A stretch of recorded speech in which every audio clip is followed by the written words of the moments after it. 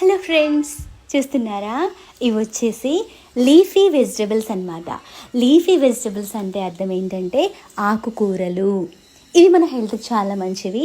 అయితే నేను ఈరోజు స్పీనచ్ వండుతున్నాను. స్పీనచ్ అంటే అర్థం ఏంటంటే బచ్చల కూర అన్నమాట. తోటకూరని మనము అమరాంతస్ అంటాము. ఇది వచ్చేసి బచ్చల కూర అన్నమాట. అండ్ ఇంకో విషయం చెప్పడం మర్చిపోయాను. మీరు ఈరోజు ఏం వండుతున్నారు వంటలోకి అని అడిగినప్పుడు మనం ఎలా అనాలి అంటే, ఈరోజు ఏం వండుకుంటున్నారు మీరు?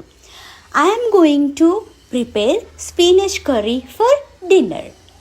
మరి మీరేం చేస్తున్నారు ఈరోజు వంటలోకి? మీరు నాకు కామెంట్ సెక్షన్లో ఉంచండి. అలాగే ఇక్కడ మీరు చూస్తే ఇది క్రీపర్ అనమాట. క్రీపర్ అంటే అర్థం ఏంటంటే పాకేది. ఇది వచ్చేసి ప్లాంట్ అనమాట. ఆ పెద్దది వచ్చేసి ట్రీ.